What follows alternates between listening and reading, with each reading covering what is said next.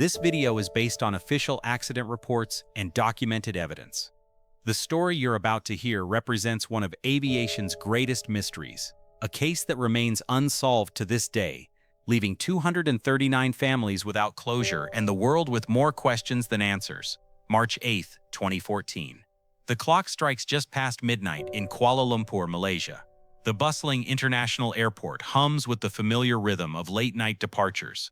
Gate C1 is preparing for what should have been a routine overnight flight, Malaysia Airlines Flight 370, bound for Beijing Capital International Airport in China. The aircraft waiting at the gate is a Boeing 777-200ER, registration 9M-MRO.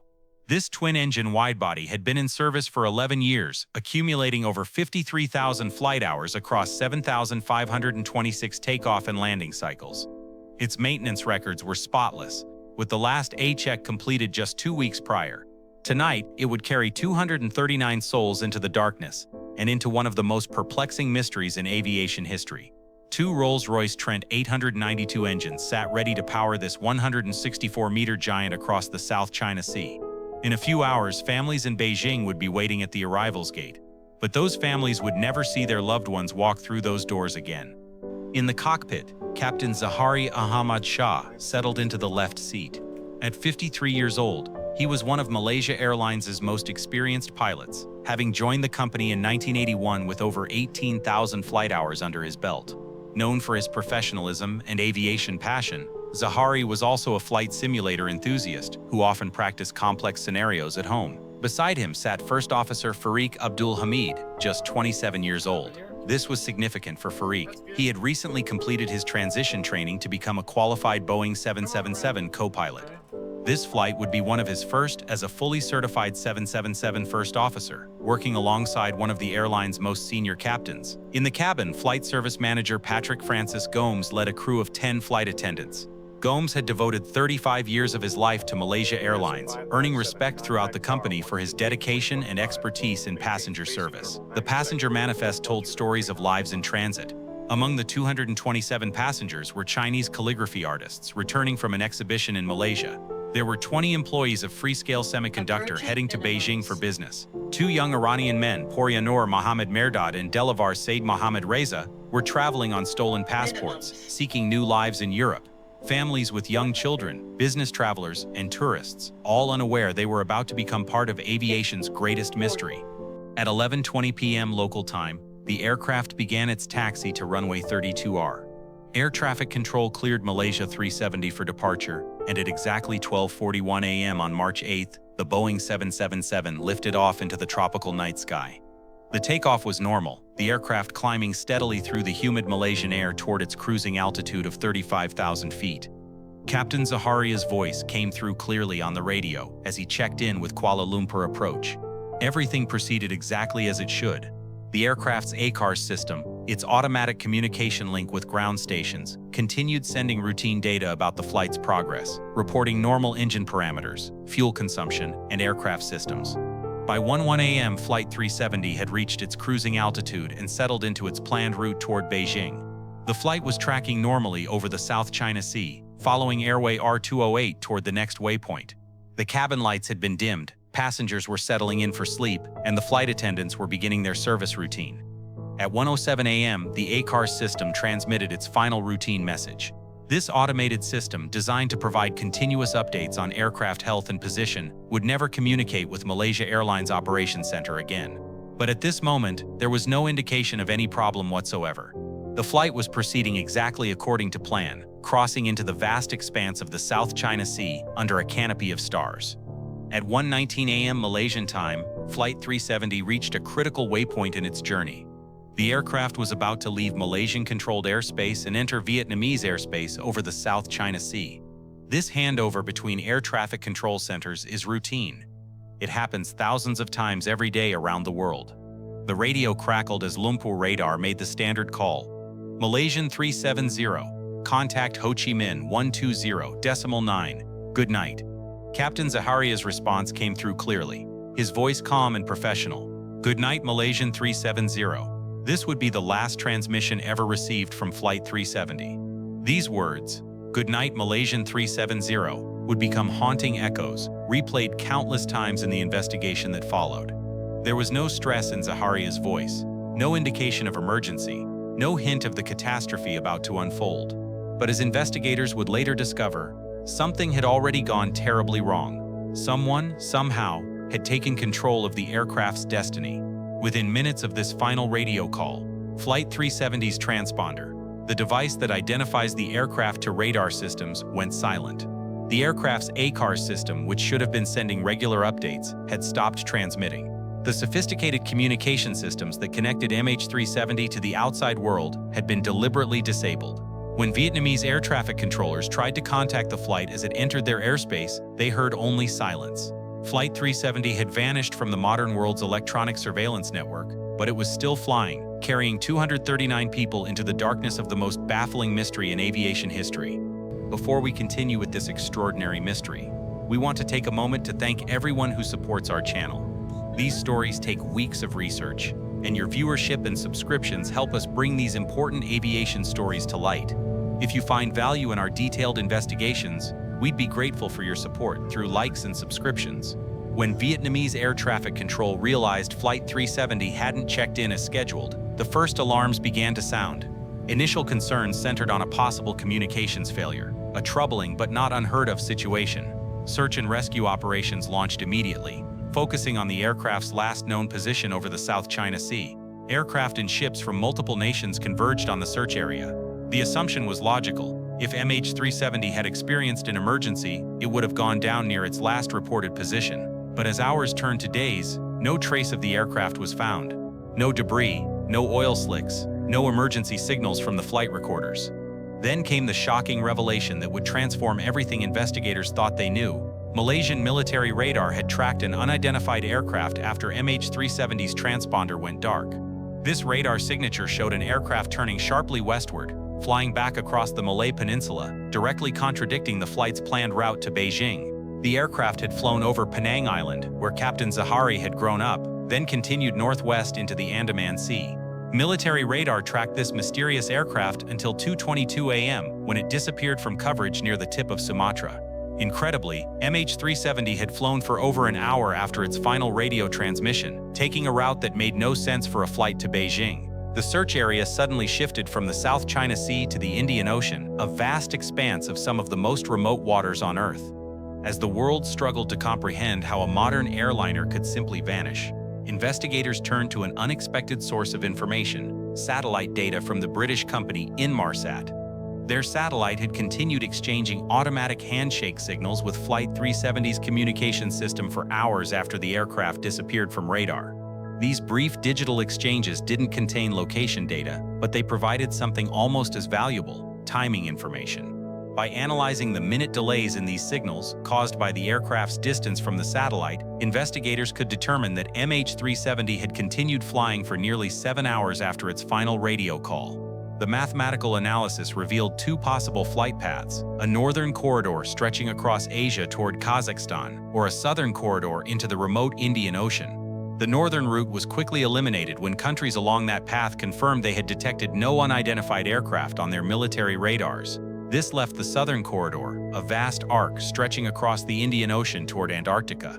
If MH370 had flown this path, it would have ended up in some of the most isolated waters on Earth, thousands of kilometers from the nearest land.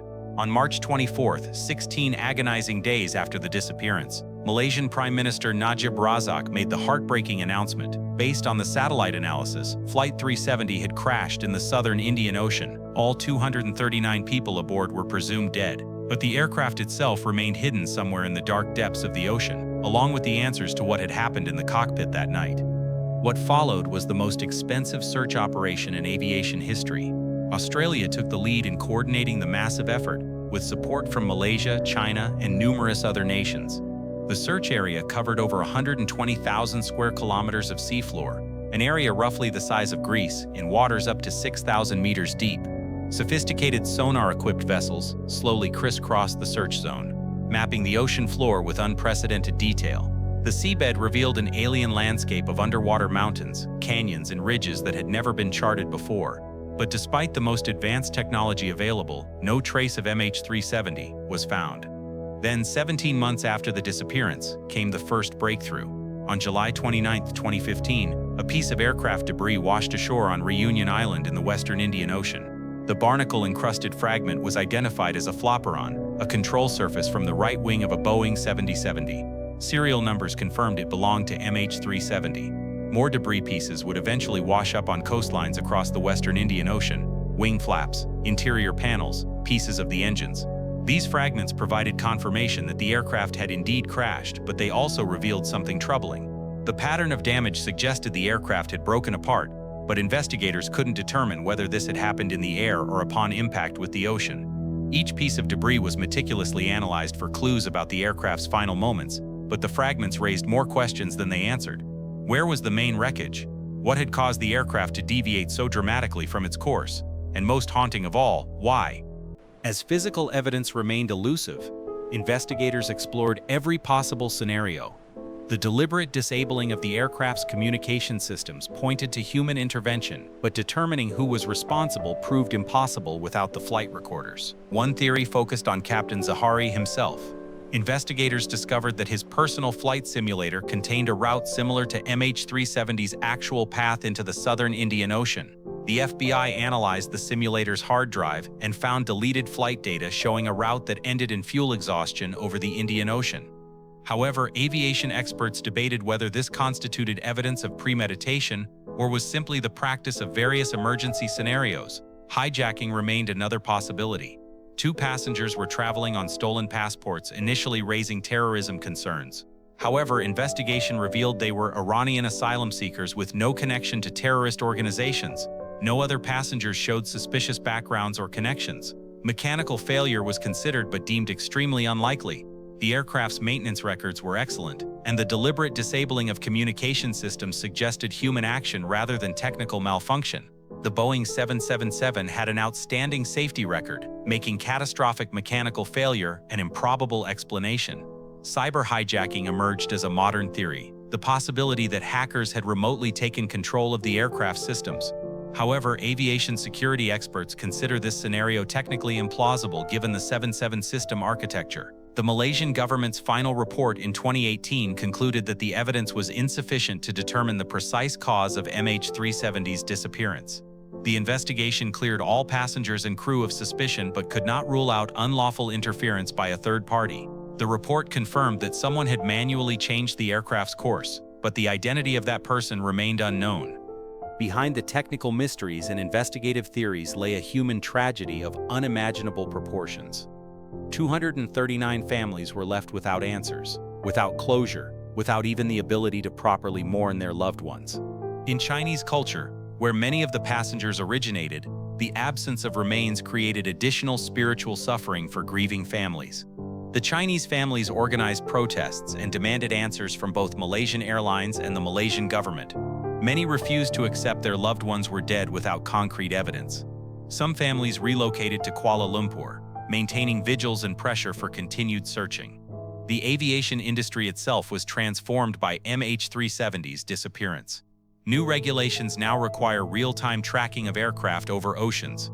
The International Civil Aviation Organization implemented standards for improved flight tracking, and airlines invested in satellite-based monitoring systems to prevent another aircraft from vanishing so completely. Mental health support for families became a priority, with airlines and governments recognizing the unique trauma created by unresolved disappearances. The Malaysian government faced criticism for its initial handling of the crisis, including contradictory statements and delayed information releases.